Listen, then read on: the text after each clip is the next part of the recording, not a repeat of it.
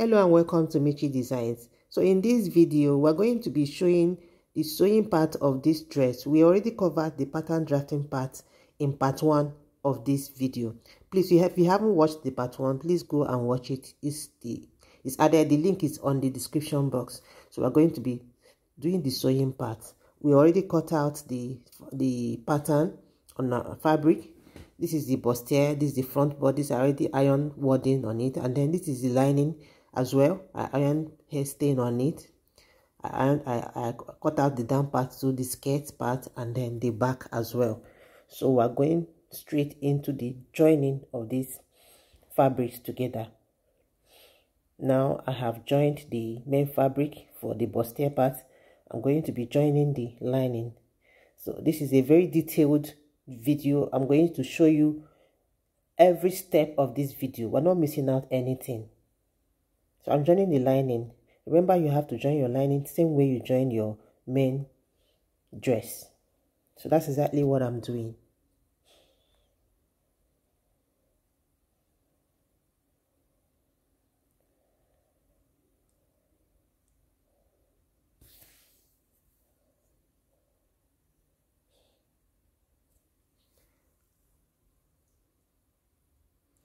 So after joining the lining, before turning the lining to the dress, I will have to sew the yoke first. Remember, this dress also has a pleated yoke. So the yoke that I cut out, I'm just going to add 1/2 inch round it. Since we're going to just sew the yoke on this paper, the net, we're going to sew it on the paper. So I'm just going to add 1/2 inch round it so that it will cover the entire sewing allowance that we need for the yoke. So I'm placing the yoke on another paper, and I traced it out, and I added 1/2 inch around it. So I'm cutting it out on a separate paper right away. If you look at it very well, I did not add 1/2 inch on the armhole area. So now you're just going to place the net on it, and you gather it round. You gather it on the paper. You sew it on the paper. You just sew it. You sew the neckline, the shoulder, and then the down part. You can see I already sewed it. I'm just going to trim off the excess. This is the best way to sew this yoke, so you don't lose your measurements. The measurements are going to still be intact after this sewing. So after trimming off the excess, I'm just going to tear off this paper. It's very easy to do. So I'm just tearing off the paper now. So this is it. After tearing the paper, I'm going to now sew it to the main fabric before turning the dress, the bodice with the lining. So I'm adding the yoke now. I'm going to sew it. I'm going to sew it carefully, making sure that the midpoints match each other.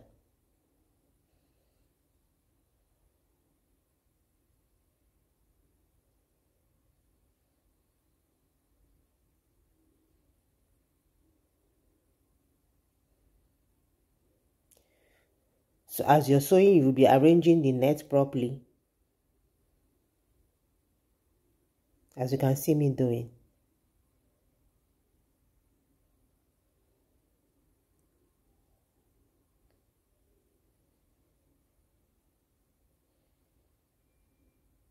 So after sewing, you see how it looks. So I'm just going to sew the lining. You can see the yoke is inside. The yoke is pressed inside the dress. Then I place the lining on top. I'll sew the neckline first. I'm going to turn the neckline with this lining now. So as you're sewing, be arranging your net under the lining, so you don't sew on the neckline of the yoke mistakenly. So you have to be dragging it out, making sure you don't sew on the neckline or any other part of the neck that you're not supposed to sew. So after sewing it, I'll turn it out. You can see how it looks. I've turned it out. So I'm going to now top stitch towards the lining. If you look at this stitching, you can see I pressed the seam towards the lining, and I top stitched on it to give it that flat neckline so the lining doesn't poke out. Then I'm attaching a breast cup because this material, this fabric is actually stretchy and it's not that, you know, strong. The bust is not that strong, the wadding is not that too strong, so I'm adding this breast cup to make it firm. So to attach this breast cup, I just folded it into two and I notched the center, both the up and the down, and then I attached it on the under bust. Please, you need to attach it on the seam allowance at the under bust, the down part. Make sure you don't sew on your dress because the stitch will not show outside. It shouldn't show outside. You attach where you notch the center part on the under bust, and then the remaining upper part where you notch, you attach it on the upper part of your bustier. So I'm notching the other side to give it a neat finishing, and then I'm attaching this breast cup on the other side as well. If you look at it closely, you see that I'm just stitching it on the seam allowance on that under bust. I'm not stitching it on the main body, so the stitch will not show outside. So after stitching the down part on the under bust line and stitching the upper part, that's midpoint of that breast cup that I notched. So I'm going to stitch it on the seam allowance as well of the upper part. You can see I've stitched both of them, and then I'm turning it out. It gives that bust a firm look. It makes the bust firm.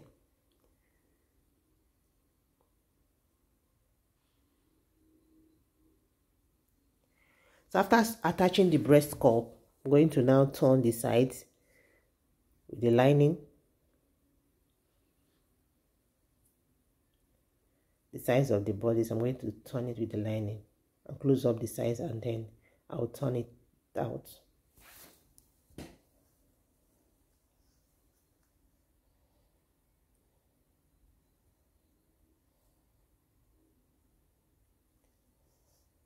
So I'm done sewing and I turned it out. You can see the breast cups inside.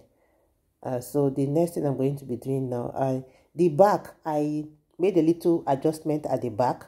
I cut off the neckline at the back entirely, so I just have just my shoulder down to my chest line, and then I'm joining the back shoulder and the front shoulder together. Now I already turned this yoke, this pleated yoke, with a strip of fabric. You can see how I turned the neck. I used the neckband there. I cut it on half circle so it can relax on the neck. That's how I cut the neckband. So I'm joining the shoulders together now, the front and the back shoulders together.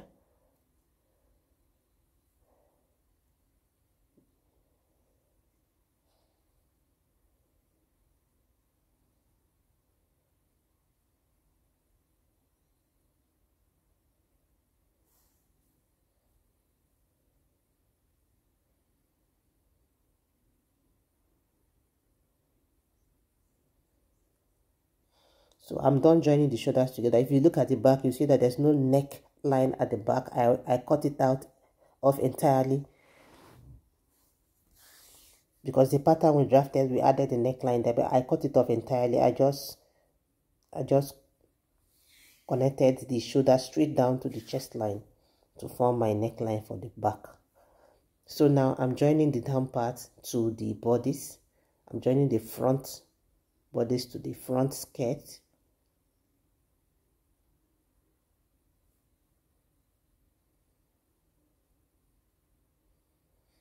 After this, I'll also join the back bodies to the back skirts as well. And then I'll fix zipper on it.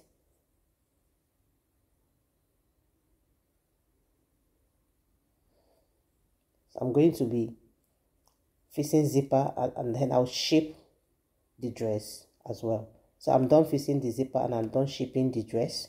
So this part is ready now. So the next thing we're going to be doing is to attach the flare from the under part. I'm going to just measure that under part, that knee, that length there, full length there. I'm going to measure it round to cut my flare. So I'm going to be cutting high and low flare for this down part. I'm using black and red fabric I'm doing a double flare for the down part. So this, if you look at how I'm going to cut the high and low, it's very simple.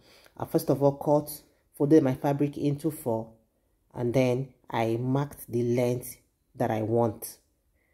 You need to measure the length of the upper part of the dress, then you minus your full length to get the length of the flare. So see how I dragged it after folding my fabric into 4 and cutting it the length, and then I'm dragging.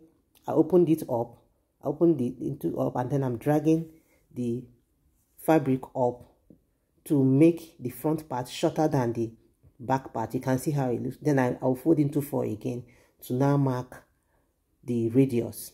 Remember, this radius is the measurement round that knee line where your upper dress stops, where you're going to be adding the flare. Measurement round it. That's you're going to divide it by 6.28 to get the radius. So that is what I'm marking there right now. After that, I'm going to cut off the radius, and we have our high and low peplum. You can call it flare. So now we have the front shorter and the back longer. So I'm just making sure that the measurement is correct there. So I'm going to repeat the same thing for this red fabric, just that this red fabric is going to be shorter than the black one, because this is going to be on top. The black one will be under, the floor length. So I'm repeating the same thing I did with the black fabric. Fold my fabric into 4, measure out the length that I want. After that, I will now open the fabric to be folded into 2 now. If you pay close attention, you see that I did not cut the radius first. It's after I opened it up, I will drag the front one to be shorter. I will now fold it into 2 again before marking the radius. So that's exactly what I did with the back. So now, after cutting out the black and the red, I'm going to now pin them together on the dress, upper part of the dress, and sew. So I've already pinned them together, and then the lower part of this dress, which is the red one. Sorry, the red one is the longer part, not the black one. The red one is the longer part. I'm just going to sew it around. I've pinned it already. So this longer part, which is the red one, I already turned the hem with a crinoline, and this is the final look of the dress without the sleeves. And then with the sleeves, you're going to see how beautiful the dress looks with the sleeves. So this is the final look with sleeves. Now I have a structured sleeve and a ruched sleeve. Please, I have these videos on my channel, how I made this structured sleeve and a ruched sleeve. I'm attaching the link on the description box. I hope you enjoyed this video. Please give me a thumbs up and subscribe to my channel. See you in my next video. Bye.